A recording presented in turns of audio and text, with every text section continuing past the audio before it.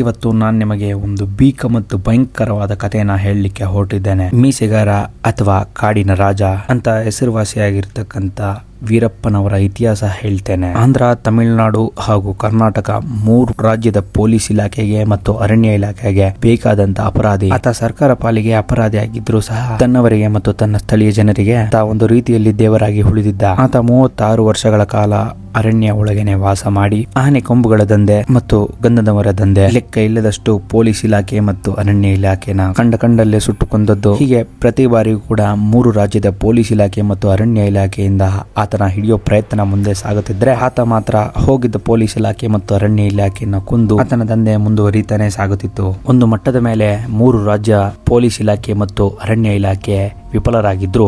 ಆಗ ಭಾರತೀಯ ಸರ್ಕಾರ, ಭಾರತೀಯ ಸೇನೆಯಿಂದ ಈ ಕಾರ್ಯಾಚರಣೆ ಮುಂದುವರಿಯುತ್ತೆ. ಈ ಒಂದು ಕಾರ್ಯಾಚರಣೆಯಲ್ಲಿ ಭಾರತ ಸೇನೆ ಕೂಡ ವಿಫಲರಾಗಿದ್ರು. ಆಗ ಜಗತ್ತಿನ ಮೂಲೆ ಮೂಲೆಯಲ್ಲೂ ಇದ್ದಂತ ಜನ ನಮ್ಮ ಭಾರತ ಸರ್ಕಾರವನ್ನ ನೋಡಿ ನಗುವಂತಾಯ್ತು. ಆತ ಅಪರಾಧಿಯಾಗಿದ್ರು ಸಹ ಆತನ ಸ್ಥಳೀಯ ಜನರಿಗೆ ತುಂಬಾ ಸಹಾಯ ಮಾಡುತ್ತಿದ್ದ.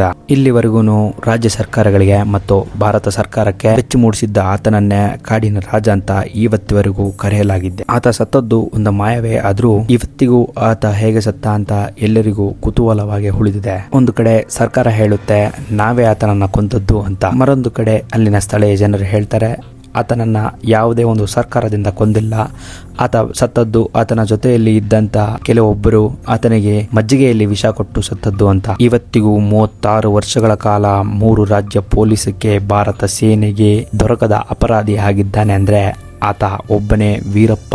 ಇನ್ನು ಹಿಂದೆ ಯಾರು ಇರಲಿಲ್ಲ, ಇನ್ನು ಮುಂದೆ ಯಾರು ಇರಲಿಕ್ಕೆ ಸಾಧ್ಯ ಇಲ್ಲ.